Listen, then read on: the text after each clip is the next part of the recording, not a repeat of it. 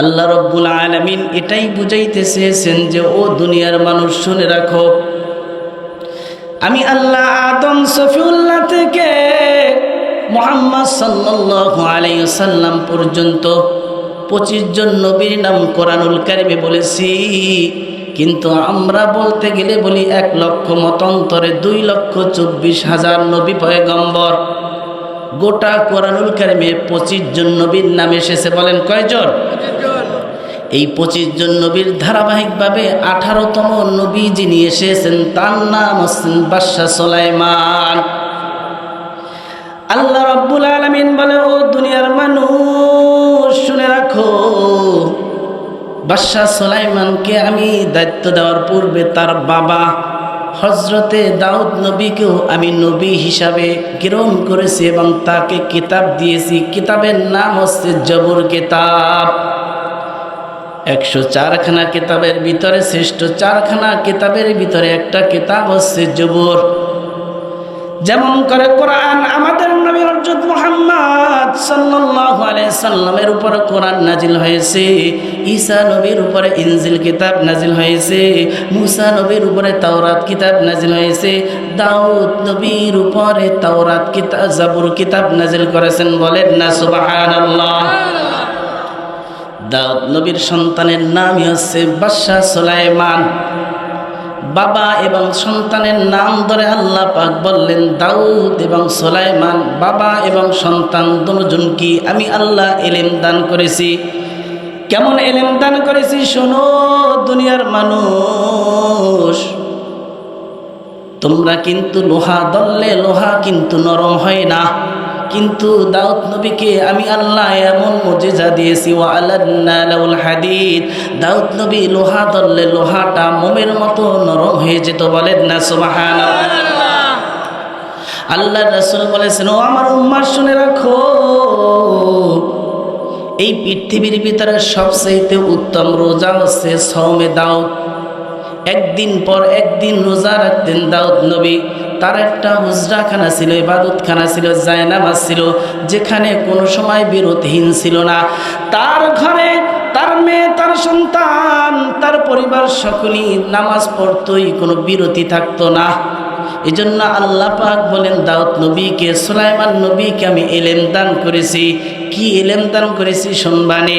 আল্লাহ পাক সামনের আয়াতে সুন্দর করে স্পষ্ট বলে দিলেন, বাবা দাউদ এবং সন্তান সুলাইমান আল্লাহ প্রদত্ত নিয়ামত পাওয়ার পর তারা তাদের মুখ দ্বারা আল্লাহর প্রশংসা আদায় করে। কি বলেছেন তাও আল্লাহ পাক কোরআনুল কারীম আমাদেরকে বলে দিলেন, وقال الحمد لله الذي فضلنا على كثير من عباده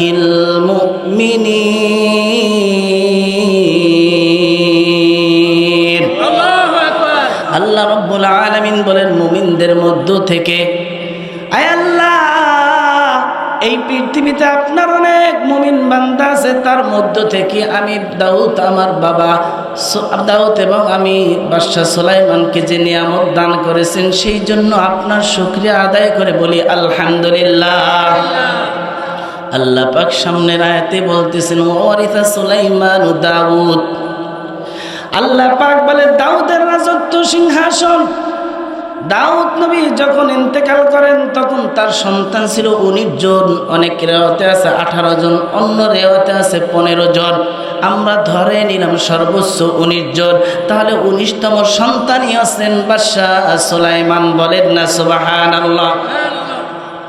এখন ওয়ারিস দিলেন, বাবা যদি মারা যায় সন্তান যদি 19 জন হয় সকলেই সমানভাবে সম্পত্তি পায়, কিন্তু এখানে ওয়ারিস বলতে সম্পত্তি বুঝায় না, এখানে বুঝিয়েছে নবুয়াত, এখানে বুঝিয়েছে আল্লাহ প্রদত্ত হিকমত। কেননা একমাত্র দাউদ নবীর সন্তানদের মধ্য থেকে যোগ্যতার দিক দিয়ে একমাত্র সন্তান হিসাবে বাদশাহ সুলাইমানই ছিল যোগ্যতা। আপনার আমার যত সন্তান আছে 5 জন 3 জন সন্তানের ভিতরে সকলে কিন্তু যোগ্যবান সন্তান হতে পারে না, বলেন ঠিক কিনা? দাউদ আলাইহিস সালাম তার সন্তানকে তার সিংহাসনের দায়িত্ব অর্পণ করলেন। যখন বাদশাহ সুলাইমান তার বাবার রাজত্ব সিংহাসনে যখন বসলেন, তখন তার বয়স ছিল 13 বছর। বলেন কত বছর? 13 বছর। তিনি বয়স পেয়েছে 53 বছর। মোট 40 বছর তিনি রাজত্ব সিংহাসনে অবস্থান করেছিলেন। অন্য রেওয়াতে আছে 750 বছর। বাদশাহ সুলাইমান তিনি বলতেছেন, ও দুনিয়ার মানুষ ও লোক সকল শোনো, ইয়া আইয়ুহান নাস উল্লিমনা মানতিকাত তায়র। আমাকে আল্লাহ রাব্বুল আলামিন পাখিদের ভাষা বোঝার জ্ঞান দান করেছেন। বলেন না সুবহানাল্লাহ। সকালবেলা হাজার হাজার শত শত পাখিগুলো গাছের উপরে বিভিন্ন জায়গায় ডাকে, কিন্তু আমরা তাদের ভাষা বুঝি না। কিন্তু বাদশাহ সুলাইমানকে আল্লাহ রাব্বুল আলামিন এমন ইলম দান করেছেন, যেই ইলমের মাধ্যমে তিনি পাখিদের ভাষা বুঝতেন।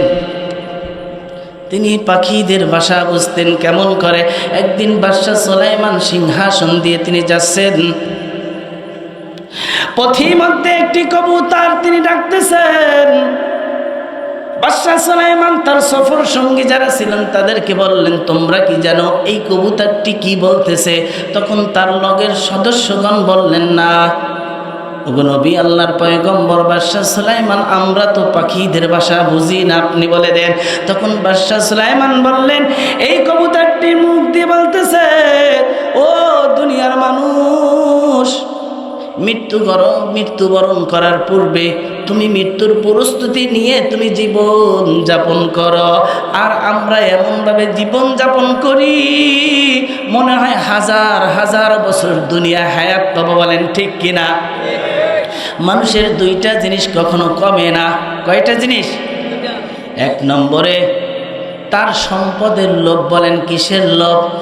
80 বছর মুরব্বী বাবাজিকেও যদি বলি টাকাওয়ালা, ও দাদু ভাই আপনি কি সম্পত্তি কিনবেন, দেখবেন বিছানা থেকে সোজা হয়ে বলে কোন জায়গাটা বলো। এত দুনিয়ার সম্পদের মায়া। এজন্য আল্লাহ রাসূল বলেন, হুব্বুদ দুনিয়া কুল্লু খতিআহ। এই দুনিয়ার যত ভালোবাসা সব হচ্ছে পাপের উৎস। যে যত দুনিয়াকে ভালোবাসবে সে ততই পরকাল থেকে দূরে চলে যাবে। এই জন্য বাদশাহ সুলাইমান বললেন, ও আমার সহকর্মীগণ, সদস্যবৃন্দগণ, তোমরা শোনো, এই আরেকটা পাখি ময়ূর তিনি ডাক দিচ্ছেন। কি বলছে তোমরা কি শোনো? বলে আমরা তো জানি না ময়ূর কি বলে ডাক দিচ্ছেন। তিনি বললেন, এইমাত্র বলতেছেন, হে দুনিয়ার মানুষ, তোমরা দুনিয়ায় যদি কারো প্রতি দয়া করো, আল্লাহ রাব্বুল আলামিন তোমাদের প্রতি দয়া করবেন। বলেন না সুবহানাল্লাহ। আরেকটা পাখি ডাক দিচ্ছেন, আওয়াজ করছেন। বাদশাহ সুলাইমান বললেন, তোমরা কি জানো এই পাখি কি বলতেছে? বলে না, জানি না। তিনি বললেন, এই পাখি বলতেছে, ও দুনিয়ার মানুষ, এই পৃথিবীতে আল্লাহ রাব্বুল আলামিন যাদেরকে জীবন দিয়েছেন, জান দিয়েছেন, তারা মৃত্যুবরণ করবে এবং সব নতুন জিনিস পুরাতন হবে। নতুন বউ যখন ঘরে আসে, একদিন না একদিন ওই বউ শাশুড়ি হয়ে দুনিয়া থেকে বিদায় নেয়। বলেন ঠিক কিনা? নতুন জামাই এসেছে, একদিন সে পুরান জামাই হয়ে যায়। নতুন ইমাম সাহেব এসেছে, একদিন সে পুরান ইমাম সাহেব হয়ে যায়। নতুন মেম্বার এসেছে, একদিন সে পুরাতন মেম্বার হয়ে যায়। নতুন টিচার স্কুলে এসেছে, নতুন শিক্ষক মাদ্রাসায় এসেছে, একদিন সে পুরাতন টিচার হয়ে অবসর প্রাপ্ত হয়ে বিদায় নেয়। বলেন ঠিক কিনা? এক একবারে কি এক এক রকমের এক এক কথা বলতেছেন। ও দুনিয়ার মানুষ শুনে রাখো, এভাবে পাখিরা এক একভাবে এক এক রকম আওয়াজ করতেছেন। আর পৃথিবীর কোনো মানুষ না বুঝলেও বাদশাহ সুলাইমান পাখিদের সব কথা বুঝতেন। এই জ্ঞান দিয়েছেন কে? আল্লাহ রাব্বুল আলামিন বলেন, শুধু তাই নয়, আমি আল্লাহ পাখিদের ভাষা বোঝার দান করেছেন, তাই নয়, ওয়া উতিনা মিন কুল্লি শাই। শুধু তাই নয়, পাখি বলো আর অসংখ্য নিয়ামত বাদশাহ সুলাইমানকে আমি আল্লাহ দান করেছি। আর একবার বলেন সুবহানাল্লাহ। ইন্না হাযা লাহুল ফাদলুল মুবিন। এটা স্পষ্ট আমার নিয়ামত। শুধু বাদশাহ সুলাইমানকে শুধু পাখিদের ভাষা বোঝার জ্ঞান দান করি না, এই পৃথিবীতে 4 জন বাদশাহ ছিলেন যিনি তৎকালীন সময় গোটা পৃথিবী শাসন করেছেন। তার ভিতরে 2 জন মুসলমান, 2 জন কাফের। দুইজন মুসলমানের ভিতরে একজন আছেন বাদশাহ জুলকারনাইন ইস্কান্দার, সূরাতুল কাহাফের 16 নম্বর পারার শেষ প্রান্তে এসেছে তার ঘটনা। আরেকজন আছেন বাদশাহ সুলাইমান। এই দুইজন আছেন মুসলমান আর দুইজন কাফের। তার ভিতরে একজন আছেন নমরুদ আর একজন আছেন বখতে নসর। বাদশাহ সুলাইমান বলতেছেন, ও দুনিয়ার মানুষ শোনো, আল্লাহ রব্বুল আলামিন আমাকে অনেক ক্ষমতা দিয়েছে। কি ক্ষমতা দিয়েছে জানো? আল্লাহ রব্বুল আলামিন সূরাতুস সাদ 23 নম্বর পারা ইয়াসিন সূরার পরের সূরার নামই হচ্ছে সফফাত, তার পরের সূরার নামই হচ্ছে সদ। সেই সূরার ভিতরে আল্লাহ পাক সুন্দর করে বলে দিলেন, ও দুনিয়ার মানুষ শুনে রাখো, আমি আল্লাহ বাদশাহ সুলাইমানের জন্য বাতাসকে নিয়ন্ত্রণ করে দিয়েছি। ফাসাখখারনা লাহুর রিহা তাজরি বিআমরিহি রুখাআন হাইসু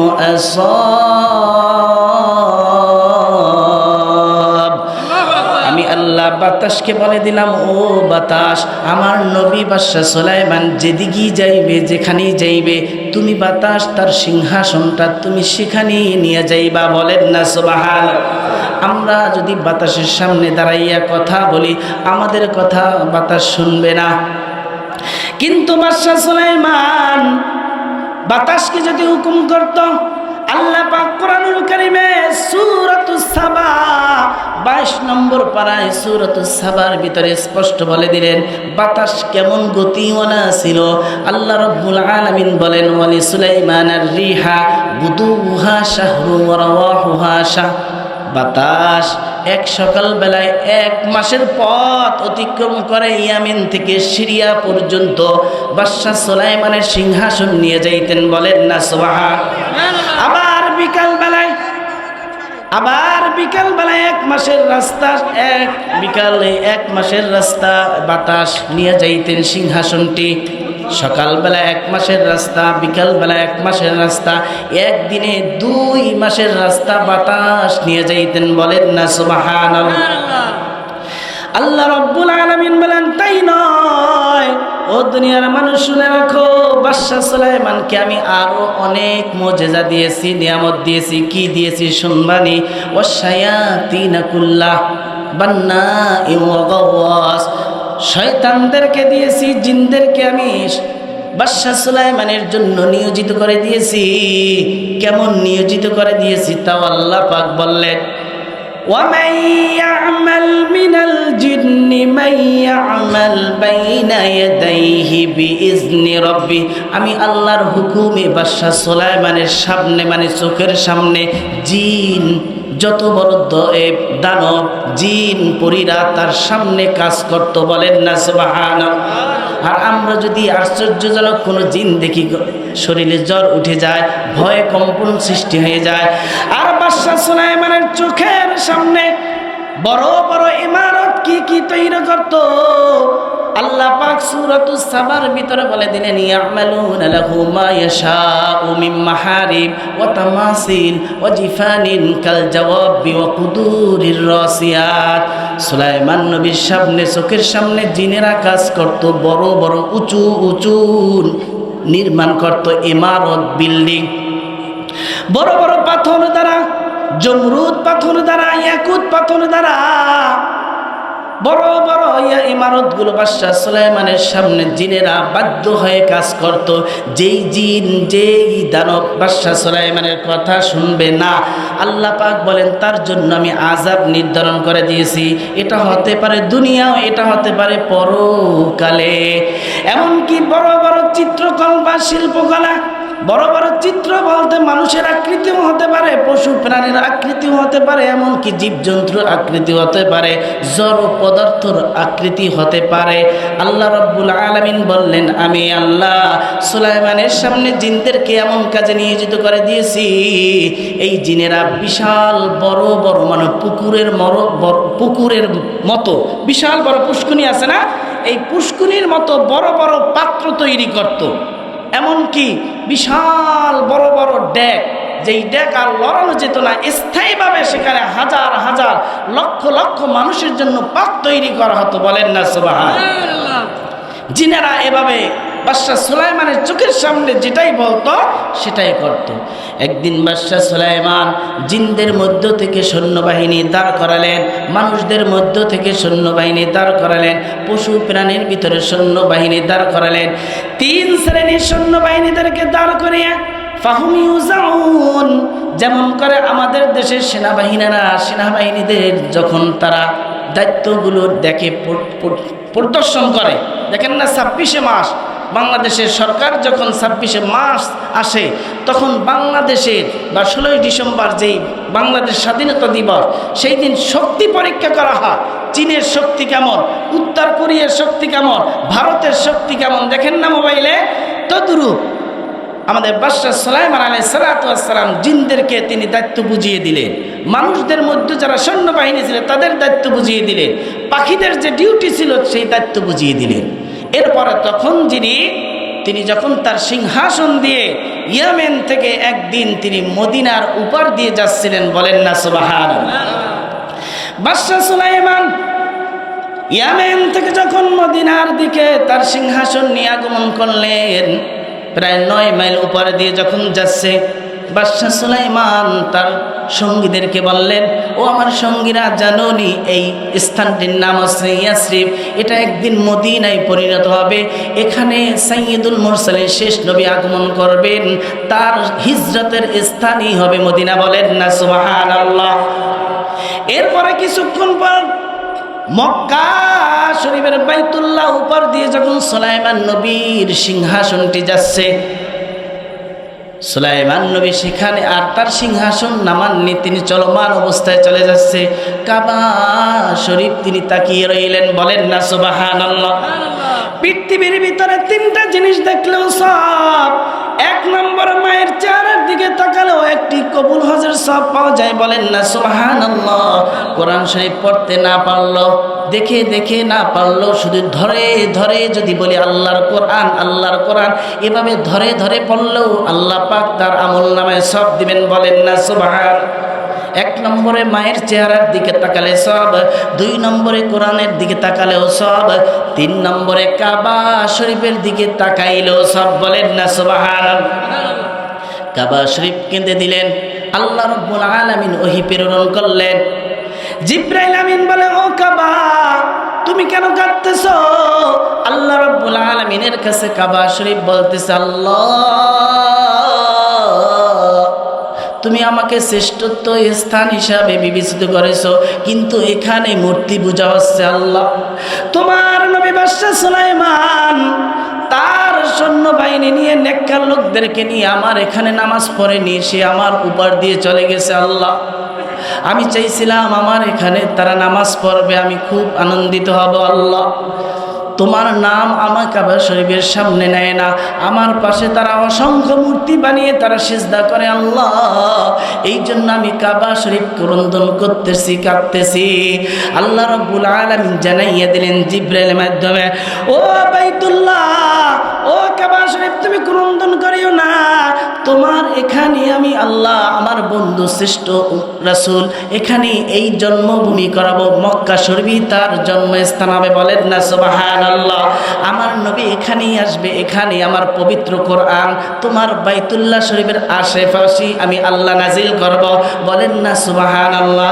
আমি আল্লাহ তোমার এখানে এমনভাবে নিয়ম করে দিব, পৃথিবীর যেই প্রান্তে আমার বান্দারা থাকবে বছরে একবার হলেও তারা বছরে একবার হলেও উটের বাচ্চা যেমন তার মায়ের দিকে দৌড়ে আসে, গরুর ছানা যেমন দুধ খাওয়ার জন্য তার মায়ের দিকে দৌড়ে আসে, তেমনি পৃথিবীর মুমিন বান্দা বান্দিরা তুমি কাবা শরীফের কাছে তওয়াফ করার জন্য তোমার কাছে তারা প্রতি বছর দৌড়ে আসবে, বলেন না সুবহানাল্লাহ।